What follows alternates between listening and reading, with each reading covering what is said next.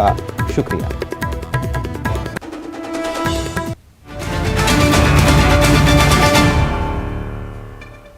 Chhattisgarh round up आप देख रहे हैं, आपके साथ मैं हूं पुनीत। खबरों की करेंगे शुरुआत। धमतरी से बड़ी खबर, 3 साल के बच्चे को पिकअप वैन ने रौंद दिया है और घटनास्थल पर ही बच्चे ने दम तोड़ दिया। मेघा गांव के पास खेलने के दौरान यह हादसा हुआ है और मासूम की मौत के बाद गुस्से में आ गए हैं ग्रामीण। मौके पर पुलिस पहुंची है और कुरूद एसडीएम भी मौके पर ही मौजूद हैं। बड़ी खबर आपको हम बता रहे हैं। धमतरी से 3 साल के बच्चे को पिकअप वैन ने टक्कर मार दी और बच्चे ने दम तोड़ दिया।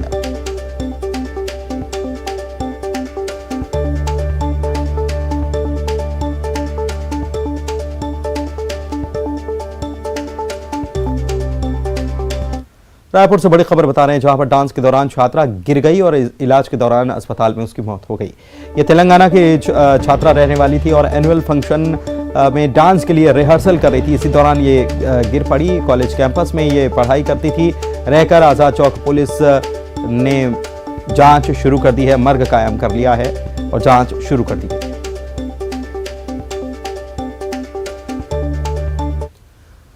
रायपुर से एक और बड़ी खबर, राजधानी में एक बार फिर से चाकूबाजी की घटना हुई है और बैजनाथ पारा में चाकूबाजी हुई है। चाकूबाजी में एक युवक घायल हुआ है। 3 युवकों पर चाकूबाजी करने का आरोप लगा है और इस मामले में पुलिस ने तेजी दिखाई और एक चाकूबाज पुलिस के हत्थे भी चढ़ गया है। लगातार चाकूबाजी की घटनाएं प्रदेश में बढ़ रही हैं, उसको लेकर सवाल भी उठ रहे हैं। एक बार फिर से रायपुर से बड़ी खबर आपको हम बता रहे हैं, चाकूबाजी हुई। अंबिकापुर से बड़ी खबर, इंटरस्टेट साइबर ठग गिरोह का खुलासा हुआ है और बिहार से एक नाबालिग समेत 9 लोग गिरफ्तार किए गए हैं। 25 लाख रुपए का इनाम का ये झांसा दिया करते थे कि आपको इनाम निकला है, 25 लाख रुपए का इनाम मिलेगा और इसी तरह की इस गिरोह ने 5,43,000 रुपए की ठगी कर ली थी एक महिला से। साइबर सेल और सीतापुर पुलिस ने कार्रवाई की, इन सभी को दबोच लिया गया। इनके पास से 50 सिम और एटीएम भी जब्त किया गया। लगातार ऑपरेशन साइबर क्लीन चलाकर साइबर आरोपियों को पकड़ा जा रहा है। उसी में सीतापुर में एक 346/22 का एफआईआर पिछले महीने में दर्ज हुआ है, जिसमें मीशो ऐप के नाम पर लाखों रुपए का इनाम का लालच देके अराउंड 5.5 लाख का ठगी हुआ था। 17 लोगों को मैं शेखपुरा बिहार लेके। भिलाई से बड़ी खबर बता रहे हैं, महादेव ऐप ऑनलाइन सट्टे के संचालक को गिरफ्तार कर लिया गया है और ऐप का पश्चिम बंगाल का संचालक भिलाई से गिरफ्तार किया गया है। वेस्ट बंगाल के बैरकपुर में यह पैनल इसका संचालित कर रहा था और बंगाल पुलिस ने महादेव पैनल को ध्वस्त कर दिया है। बैरकपुर पुलिस की इनपुट पर भिलाई पुलिस ने इसे पकड़ लिया है। छावनी पुलिस ने इस कार्रवाई को अंजाम दिया है और महादेव ऐप पर लगातार छत्तीसगढ़ की पुलिस भी लगातार कार्रवाई कर रही है और इससे जुड़े हुए लोगों को लगातार दबोचा जा रहा है। इस मामले में एक और गिरफ्तारी हुई है।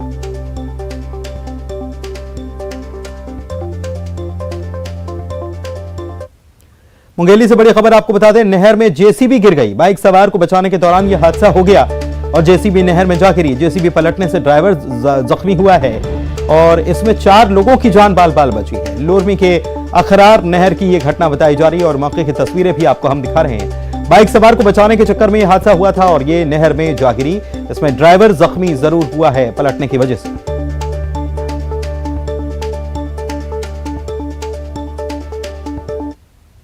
बात भानु प्रतापपुर में मिली कांग्रेस की जीत की करते हैं।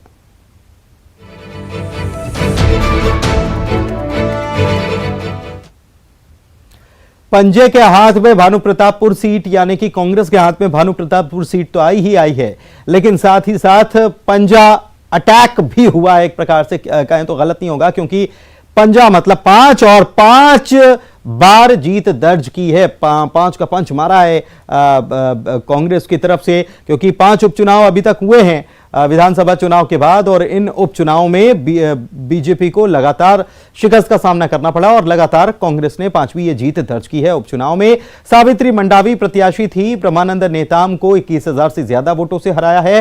सर्व आदिवासी समाज के प्रत्याशी अकबर कुर्राम इस बार तीसरे नंबर पर रहे। इनकी कमी खल रही है, बिल्कुल याद आ रही है। पर जितने भी भानु प्रतापपुर क्षेत्र के जितने भी मतदाता हैं और हमारे माननीय भूपेश बघेल, उन सब को धन्यवाद देती हूँ। कांग्रेस के जितने भी पदाधिकारी हैं, बहुत खुशी हो रही है, बहुत खुशी हो रही है। देखिए, भानु प्रतापपुर की जीत के लिए मैं सभी वहाँ के मतदाताओं के प्रति आभार व्यक्त करता हूँ कि 4 साल के कार्यकाल पर और विश्वास व्यक्त किया और मनोज मंडावी जी को श्रद्धांजलि स्वरूप उन्होंने मतदान किया। इसलिए सभी भानु प्रतापपुर के मतदाताओं को बधाई, शुभकामनाएं। रमन सिंह जी तो कभी मुझे मुसवा, बिलई, कुकुर इन सब बोलते रहे, लेकिन जो असली भगवा है ना, वो छत्तीसगढ़ की जनता है और उन्होंने अपना रूप दिखाया और भारतीय जनता पार्टी और दूसरे तीसरे स्थान के लिए लड़ते दिखाई दिए पूरे काउंटिंग में। हिमाचल प्रदेश में बड़ी जीत हुई और वहाँ की जनता ने कांग्रेस पर भरोसा किया। खड़गे जी के अध्यक्ष बनने के बाद ये पहली जीत है। प्रियंका जी ने धुआंधार प्रचार किया और लोगों ने उसकी बातों पर विश्वास व्यक्त किया। मैं राजीव शुक्ला जी को और तमाम जितने सेक्रेटरी वहाँ लगे थे उनको भी बधाई। प्रदेश के जो शीर्ष नेतृत्व हैं, जो सब मिल के सामूहिक रूप से लड़ाई लड़े, उनको भी बधाई। और ये लड़ाई कार्यकर्ताओं की जीत है। कांग्रेस और भाजपा का जो अंतर है वो उसी प्रकार के रहेगा जो इस चुनाव में दिखाई दिया और 2023 में जो होगा वो यही होगा जो 2018 में था। उनके पास कोई मुद्दा ही नहीं है, इसलिए वो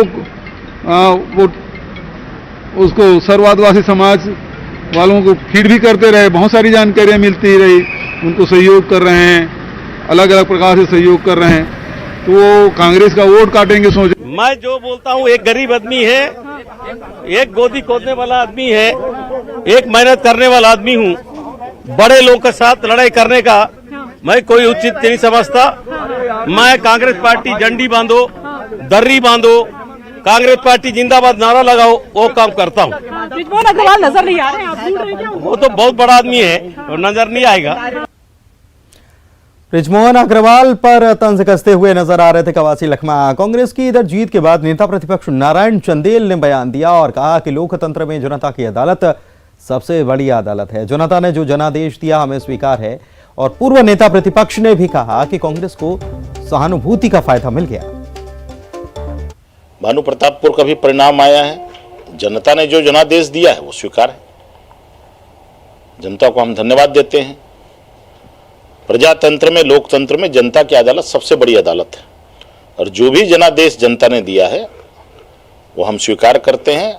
और अगर इस चुनाव में हमारे से कहीं गलती होगी तो उसकी हम समीक्षा करेंगे। हम छत्तीसगढ़ की भानु प्रतापपुर की बात करेंगे तो स्वाभाविक रूप से पति की जब मृत्यु हुई और पत्नी को दिया जाता है तो एक सहानुभूति का लहर रहता है। बीजेपी ने प्रयास किया अच्छे ढंग से हम चुनाव लड़े और चुनाव को हमने बहुत अच्छा लड़ा, लेकिन जो रुझान है वो कांग्रेस की तरफ है। उसके अलग अलग फैक्टर हो सकते हैं, लेकिन मुख्य रूप से स्वाभाविक रूप से अल्प समय में मंडावी जी चले गए तो उसका सहानुभूति के लहर भी होगा, ये ऐसा अपन मान सकते हैं। तो जीत का जश्न मनाया जा रहा है। सावित्री मंडावी की जीत पर भानु प्रतापपुर में कांग्रेस के कार्यकर्ता जो हैं वो खुश हैं और काका जिंदा है कि नारे भी लगा रहे हैं, उसी पर डांस भी कर रहे हैं। और 5 अलग अलग तस्वीरें भी हम आपको दिखाते हैं कि कैसे कांग्रेसी कार्यकर्ता जश्न में डूबे।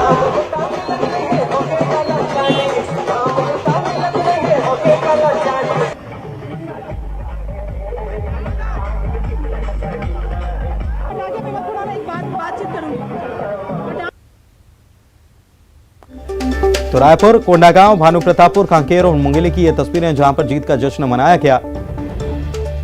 और रायपुर अकेले राजधानी की भी बात करें तो यहां पर भी जश्न का माहौल है। कांग्रेस मुख्यालय राजीव भवन में जीत का जश्न पटाखे फोड़कर मुंह मीठा करके कार्यकर्ताओं ने मनाया। तस्वीरें दिखाते हैं आपको।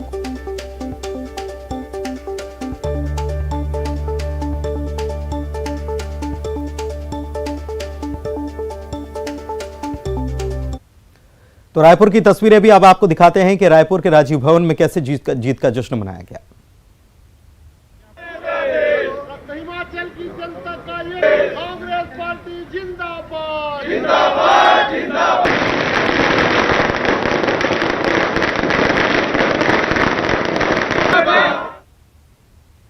इधर हिमाचल में senior observer CM Bhupesh Baghel बने हुए हैं, तो वो हिमाचल रवाना होने से पहले रायपुर में पत्रकारों से मुखातिब हुए और कहा कि वहां विधायक दल की बैठक वो कराने जा रहे हैं। उन्होंने अपने कांग्रेस के सभी नेताओं को भी जीत की बधाई दी। हिमाचल प्रदेश में बड़ी जीत हुई और वहाँ की जनता ने कांग्रेस पर भरोसा किया। खड़गे जी के अध्यक्ष बनने के बाद ये पहली जीत है। प्रियंका जी ने धुआंधार प्रचार किया और लोगों ने उसकी बातों पर विश्वास व्यक्त किया। कोई आशंका नहीं है। अब जा रहे हैं, विधायक दल की बैठक होगी, हाईकमान को बताया जाएगा, हाईकमान का जो निर्देश होगा वो फिर मुख्यमंत्री बनेगा। विधायक दल और हाईकमान मिलकर तय करेंगे। हिमाचल में छत्तीसगढ़ मॉडल काम किया गया। अजय, हिमाचल में छत्तीसगढ़ मॉडल काम किया, जो 10 गारंटी दिए गए वो बड़ा काम किया है, उसका प्रभाव पड़ा। वहाँ सारे मतलब भारतीय जनता पार्टी पूरा शीर्ष नेतृत्व पूरा लगातार वहाँ दौरा करते रहे और उसके बाद भी हिमाचल की जनता ने कांग्रेस पर विश्वास किया, तो निश्चित रूप से उसमें जो प्रियंका जी जो 10 गारंटी लेके आई उसको बड़ा असर था। इधर छत्तीसगढ़ कांग्रेस प्रभारी कुमारी शैलजा ने हिमाचल चुनाव में जीत का श्रेय स्थानीय पार्टी नेताओं कार्यकर्ताओं के साथ साथ राहुल गांधी की पदयात्रा और प्रियंका गांधी की रैली को दिया है। ये जीत जहां एक और हिमाचल की जनता की जीत है, उन्होंने मन बनाया और आस्था कांग्रेस पार्टी में दिखाई। हमारा नेतृत्व मजबूत नेतृत्व है। राहुल जी की जो पदयात्रा चल रही है, आप देख रहे हैं कि उसका कितना व्यापक रूप से असर है। असर ये भी है कि लोगों को विश्वास है कांग्रेस पार्टी पर और कांग्रेस के नेतृत्व पर। सोनिया जी का जो हमें सबको मार्गदर्शन रहा, खड़गे जी हमारे अध्यक्ष और प्रियंका जी ने वहां पर जिस तरह से कैंपेन किया और कांग्रेस के लोगों ने सबने मिलकर ये चुनाव लड़ा है, लोगों के मन को जीता है। इधर भानु प्रतापपुर और हिमाचल प्रदेश में कांग्रेस की जीत पर बस्तर से सांसद दीपक बैज की तरफ से प्रतिक्रिया आई और कहा कि बीजेपी का पतन शुरू हो चुका है। कांग्रेस के लिए खुशी का दिन, काफी लंबे इंतजार के बाद हुआ। उधर आप भानु प्रतापपुर भी जीत गए और हिमाचल भी। निश्चित रूप से बहुत बहुत बधाई। ये तो पहला हमारे भानु प्रतापपुर उपचुनाव हम लोग जीते हैं और इसके लिए माननीय मुख्यमंत्री भूपेश बघेल जी, हमारी कैंडिडेट सावित्री मंडावी जी और सभी कार्यकर्ता और क्षेत्र की जनता को ऐतिहासिक जीत के लिए बहुत बहुत बधाई देता हूँ। साथ ही भारतीय जनता पार्टी से हिमाचल प्रदेश कांग्रेस ने जीती है और हिमाचल प्रदेश में सरकार बनाएगी, तो निश्चित रूप से हिमाचल हम लोग गए भी थे और 8 दिन वहाँ काम भी किए, तो देखे रुझान था। लेकिन भारतीय जनता पार्टी पूरी मिशनरी का दुरुपयोग किया वहाँ। पूरे आप सेंट्रल गवर्नमेंट वहीं, गुजरात के बाद हिमाचल, प्रधानमंत्री लगातार सभाएं कर रहे हैं, लेकिन हिमाचल की जनता ने इस समय भारतीय जनता पार्टी को नकार दिया और निश्चित रूप से कांग्रेस को बहुमत दिया। निश्चित रूप से बहुत बहुत बधाई हिमाचल की जनता को। भारतीय जनता पार्टी की सरकार का पतन शुरुआत हो गई है हिमाचल से। आने वाला समय कर्नाटक भी होगा, उसके बाद फिर छत्तीसगढ़ भी होगा, राजस्थान होगा, मध्य प्रदेश होगा। इन सभी स्टेटों में भी कांग्रेस मजबूत है और निश्चित रूप से आने वाला समय में इन सभी स्टेटों में भी कांग्रेस जीतेगी। तो दीपक बैज दावा कर रहे हैं कि कांग्रेस की जीत का जो पथ है वो अब आसान हो रहा है और भाजपा के पतन की राह अब खुल चुकी है। ये जो चुनाव नतीजे हैं साबित कर रहे हैं। आने वाले चुनाव में भी दावा किया कि छत्तीसगढ़ में या मध्य प्रदेश और राजस्थान, कर्नाटक में भी कांग्रेस की जीत होगी। कैमरामैन प्रकाश के साथ नई दिल्ली से अशरफ काज़मी, न्यूज़ 18। छत्तीसगढ़ की भानु प्रतापपुर सीट और हिमाचल प्रदेश में बीजेपी भले ही चुनाव हार गई, लेकिन गुजरात में पार्टी को बड़ी जीत मिली। गुजरात में बीजेपी ने 156 सीटें जीतकर इतिहास रचा।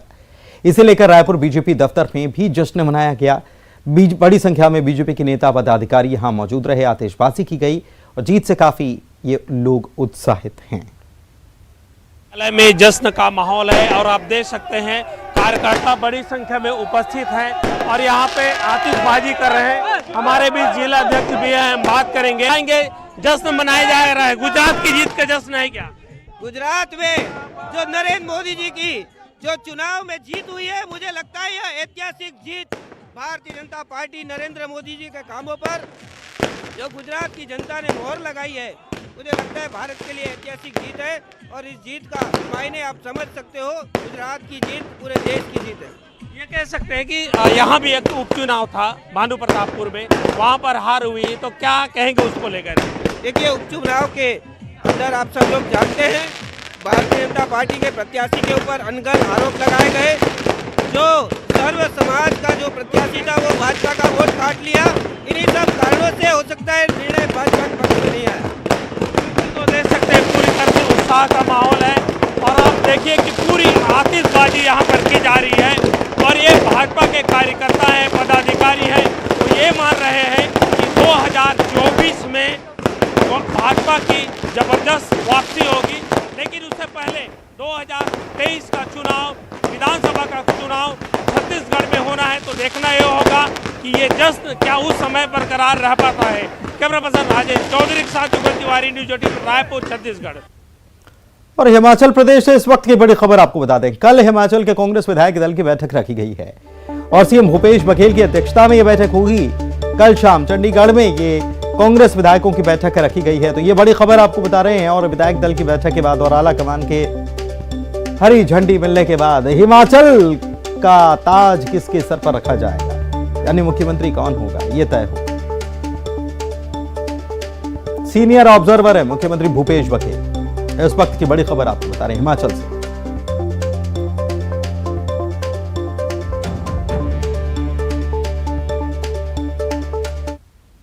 वहीं मुख्यमंत्री ने राज्य के पशुपालकों को सौगात आज दी और गोधन न्याय योजना के हितग्राहियों के खाते में 57वीं किश्त के रूप में 7,83,00,000 रुपए ऑनलाइन ट्रांसफर किए। इस मौके पर उन्होंने कहा, गौठानों के द्वारा खुद की जमा पूंजी से गोबर खरीदना गोधन न्याय योजना की बड़ी सफलता है।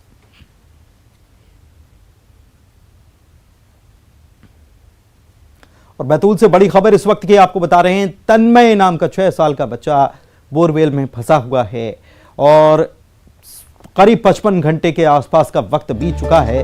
अब तन्मय रेस्क्यू में एक बड़ा अपडेट ये आ रहा है कि एनडीआरएफ ने संभाला है मोर्चा। सुरंग बनाने का काम युद्ध स्तर पर शुरू कर दिया गया है और 3 फीट तक सुरंग खोदी भी जा चुकी है, ऐसी जानकारी आ रही है।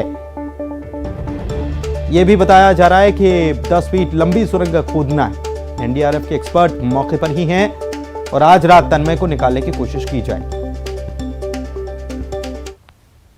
गांव में बोरवेल में गिरे तन्मय के रेस्क्यू ऑपरेशन को लगभग 45 घंटे से ज़्यादा का समय हो चुका है। 2 दिनों के दौरान जो प्रशासन है और पूरी टीम, जो रेस्क्यू टीम है, उन्होंने जो गड्ढा खोदने का कार्य था, यहाँ जो टनल के पैरेलल गड्ढा खोदा जाना था, बोरवेल के पैरेलल जो गड्ढा खोदा जाना था, उसका काम लगभग पूरा हो चुका है और अब जो है मोर्चा एनडीआरएफ ने संभाल लिया है। यहाँ आप नीचे देख सकते हैं, हम कुछ तस्वीरें आपको दिखा सकते हैं। वो जो नीचे जहाँ पर एक जेसीबी मशीन खड़ी हुई है, वहाँ पर टनल खुदाई का कार्य शुरू हो चुका है। तकरीबन 10 फीट की ये टनल खोदी जानी है और अभी अभी यहाँ जिला प्रशासन की टीम ने और एनडीआरएफ ने हमें बताया है कि जो टनल है 10 फीट खोदी जानी है और वहाँ पर एक प्लेटफॉर्म बनाया जा रहा है जो कि हॉरिजॉन्टल टनल रहेगी लगभग 10 फीट की। और जो टनल है वो हैंड ड्रिलिंग मशीन से खोदी जानी है, जिसके लिए एक प्लेटफॉर्म तैयार किया जा रहा है। इस टनल के खोदे जाने के बाद जो एक्सपर्ट्स हैं वो अंदर जाएंगे और जो है तन्मय को बाहर लाने के प्रयास किए जाएंगे। एनडीआरएफ की टीम का ये भी कहना है कि जिस तरह से जिला प्रशासन और रेस्क्यू दल ने 46 फीट की गहराई तक ये गड्ढा खोदा है, इतनी ठोस चट्टानों, इतना ठोस जो स्टेटा है यहाँ पर पत्थरों का, इतनी जल्दी इतना गहरा गड्ढा खोदते हुए उन्होंने पहले कभी नहीं देखा है। क्योंकि 2 दिनों से जो चट्टानें यहाँ खोदी जा रही थी, सबसे बड़ी जो परेशानी आ रही थी वो पानी और चट्टानों की थी, लेकिन अब ये कार्य लगभग पूरा हो सका है। ये कह सकते हैं कि लगभग 80% काम जो है इस रेस्क्यू ऑपरेशन का पूरा हो चुका है और अब जो है टनल का काम यहाँ शुरू हो गया है। एनडीआरएफ की टीम का कहना है कि अगले 4 से 5 घंटों में जो है टनल बनाने की का जो प्रोसेस है उसको पूरा करने की कोशिश की जाएगी। थोड़ा सा समय ज़्यादा भी लग सकता है, लेकिन आज रात में पूरा प्रयास रहेगा एनडीआरएफ की टीम का कि इस टनल का कार्य पूरा कर दिया जाए और जो है जहाँ पर तन्मय फंसा हुआ उसके पास तक पहुँच के तन्मय को को सफलतापूर्वक बाहर लाने की कोशिश की जाए। इस टनल के बाहर जो है पूरे ग्राम के लोग इकट्ठा हैं, जो रेस्क्यू दल के लोग हैं वो हैं, प्रशासन के लोग, सब इस उम्मीद में बैठे हैं कि कोई चमत्कार हो जाए और तन्मय सुरक्षित तरीके से वापस आ जाए, उसकी सांसें चलती रहे। इस उम्मीद में सभी लोग यहाँ बैठे हुए हैं और एनडीआरएफ की टीम ने अपना काम यहाँ पर शुरू कर दिया है। आप देख सकते हैं कि जो ड्रिलिंग की यहाँ पर आवाज़ आ रही है, हैंड ड्रिलिंग मशीन से ये पूरा कार्य किया जा रहा है और जो एनडीआरएफ की टीम है उनका कहना है कि अब ये कार्य लगातार जारी रहेगा और अगले कुछ घंटों में जो है टनल का काम बनाकर पूरा कर दिया जाएगा। अब देखना यह है कि टनल का काम कब पूरा होता है और तन्मय को किस तरह बाहर लाया जाता है। हेल्थ डिपार्टमेंट की टीम बिल्कुल तैयार खड़ी हुई है। बैतूल के आइए अब देखते हैं 25 सेकंड में खबर। मंदसौर के गौरव दिवस कार्यक्रम में शामिल हुए सीएम शिवराज। 1500 करोड़ की योजनाओं का शिलान्यास, 10 करोड़ के विकास कार्यों का लोकार्पण। पशुपालकों को सीएम भूपेश बघेल की सौगात, हितग्राहियों की